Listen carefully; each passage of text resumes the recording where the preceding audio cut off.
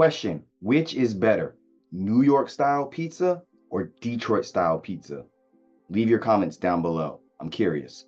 Hey, what's up, everyone? It's me, Matt Diazable, doing some more album reviews. Thanks for coming on by. I'm trying to spice things up a little bit with my intro by throwing in some questions to make it more fun. Let me know how that goes. Yeah. Today we're checking out the debut album from the band Missing Link called Watch Me Bleed.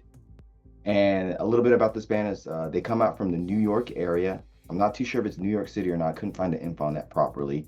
And they are a metallic, heavy hardcore band with members from, which I didn't know until doing my research on this, from Pain or Truth and Internal Bleeding and some other big names in the hardcore scene. And I've seen these guys play live and everything recently at LDB 2024. Very interesting to watch them live and everything. Got to talk to the guitarist a little bit. His name is Chris, and I'm just looking into it and find out that he's from Internal Bleeding. Very good guitarist, great guy and everything.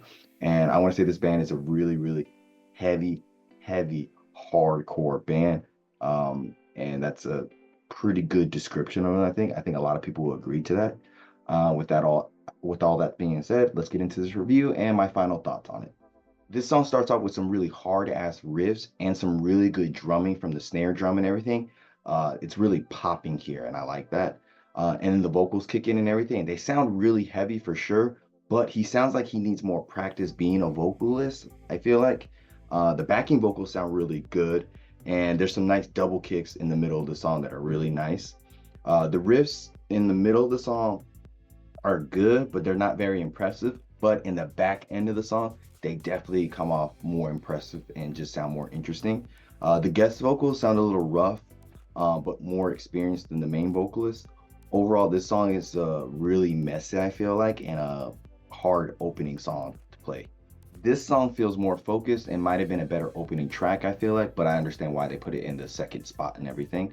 The clean vocals sound really good here. The guitar scaling is nice. The clean vocals fit more with this style of music, I feel like, than the unclean vocals. They just have a better feel to it. The kick drum sounds really great. And the part where he's like peeking in the window with the breakdown is really good. And the breakdown overall is really good. So I want to play a clip of New York Minute for you.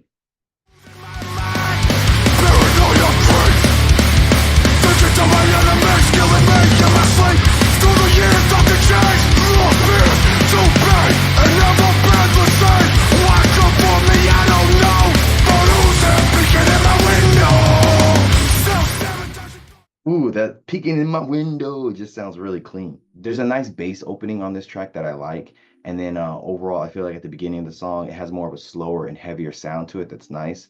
And then the drums kick in and they have like a really top-notch sound to it.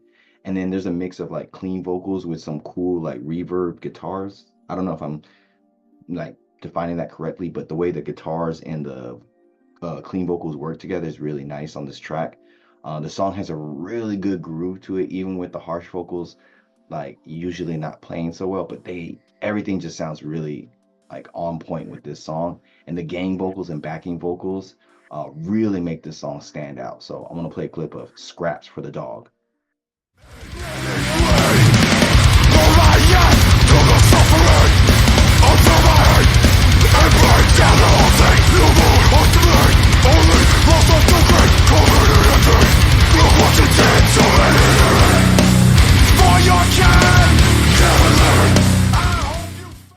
Those gang vocals sound dope. The riffs are really tight here. The unclean vocals sound better and more refined on this track. The riffs kind of have like a shreddy feel to it, but like have a bit of a meaner touch to it is the best way I can describe it. The bass during the gridiron feature is really, really good. And the gridiron feature, like all the guest vocals they're kind of getting here, they sound really good. And this breakdown on this song, fucking disgusting. Drumming on this song is really good, especially from the double kicks and everything. And he sounds like he's really in the pocket. The mix of heavy and groovy riffs is nice. Overall, it's a good pitting song. And I think a lot of their songs are like that. They're just good for the pit. Don't know if they're trying to be like super elaborate like songs and everything, but it does go really hard on this song. I like the production on this song because it sounds really big and bold and everything, And the vocalist sounds like a rabid dog. He sounds really good here, surprisingly. The riffs seem more pulled back and have like a cool reverb effect to it. I like that. The drums and bass are really like pushed to the front on this particular track, so they're really booming and sound really nice. Overall, the layering here is really good. The song just feels overly like huge and everything. So I think it's like an okay song, but the production really helps kick it up a notch. So I'm gonna play a clip of Another Cross.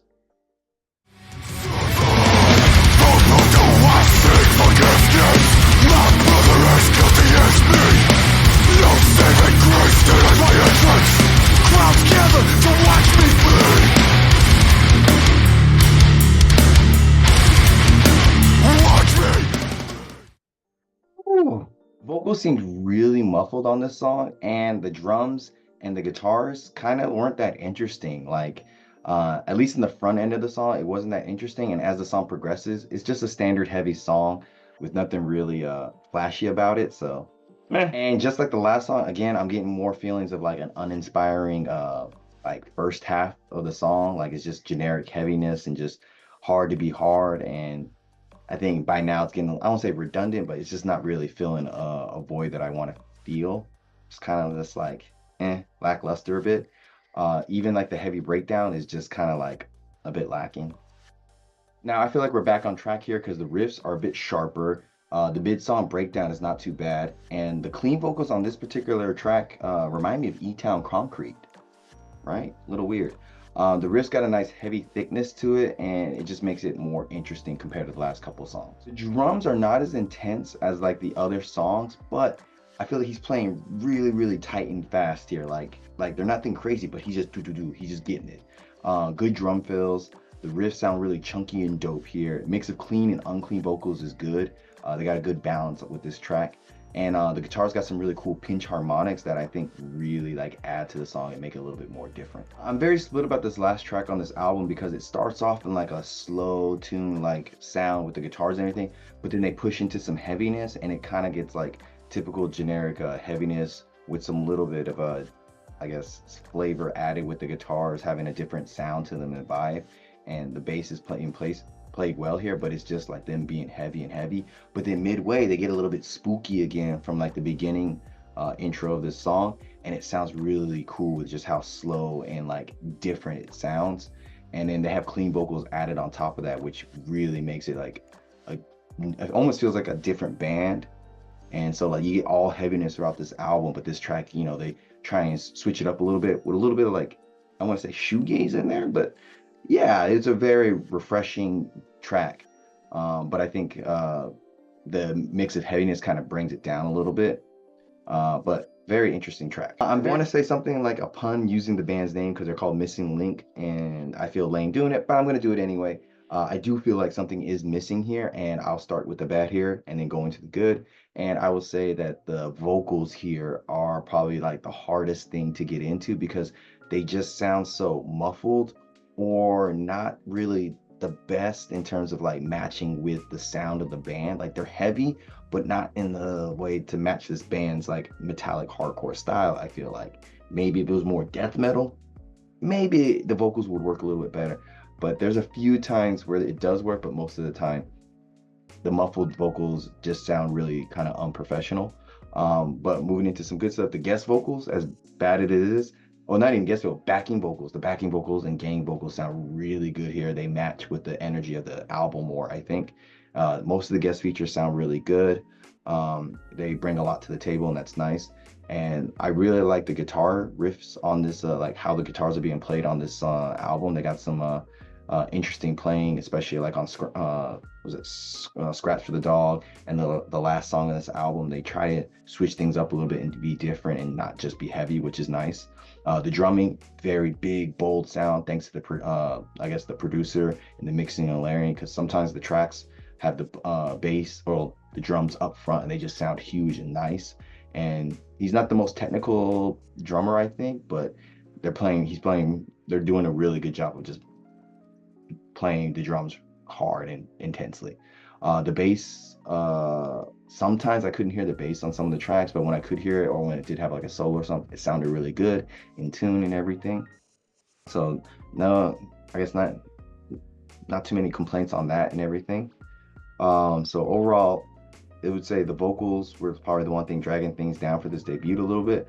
But if you're looking for something to be like heavy and you just want to get ignorant in the pit, these guys do it very well. It makes you want to mosh, you want to get nasty. I've seen them live. They go hard. I want to pit for them. They sound great.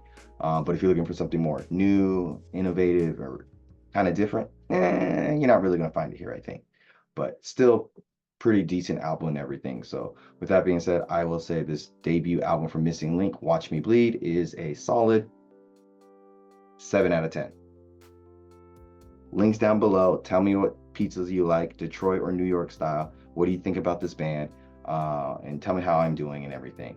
I'm Matt from Diazable, and always, I will see you in the pit. Yeah.